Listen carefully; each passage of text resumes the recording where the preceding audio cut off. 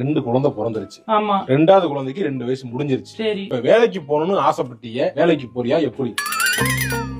நான் full support பண்றேன் உனக்கு. நான் சொல்லு, எங்கன்னு சொல்லு. நான் காலேஜ் முடிச்சே 10 வருஷம் ஆச்சு. என்ன வேலை பார்த்தேன்னு எனக்கு மறந்து போச்சு. அவன் ஒரு மாசம் விட்டு போனாலே அடுத்த செமஸ்டருக்கு என்ன பேப்பர் வரும்னு மறந்துடும். இப்ப போய் நான் வேலைக்கு சேர்ந்து அவன் 7 வருஷமா என்னமா பண்ணிக்கிட்டு இருந்தான்னு கேட்பான். நான் 2 பிள்ளைங்களை பெத்து வளர்த்துக்கிட்டு இருந்தேன்னு சொல்லுவேன். அதுகளே வச்சு வளர்த்து வாழ்க்கையை ஓட்டுமான்னு சொல்லுவான். அதை நான் கேட்டு வந்து உங்க சொல்லி அழுகணும். அதுக்கு தானே. இல்ல, அதுக்கு இல்லமா.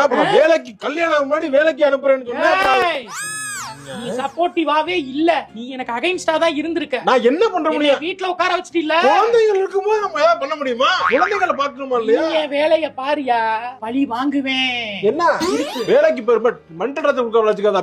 வேலைக்கு போயிரு நீ. பயம் வருது எனக்கு.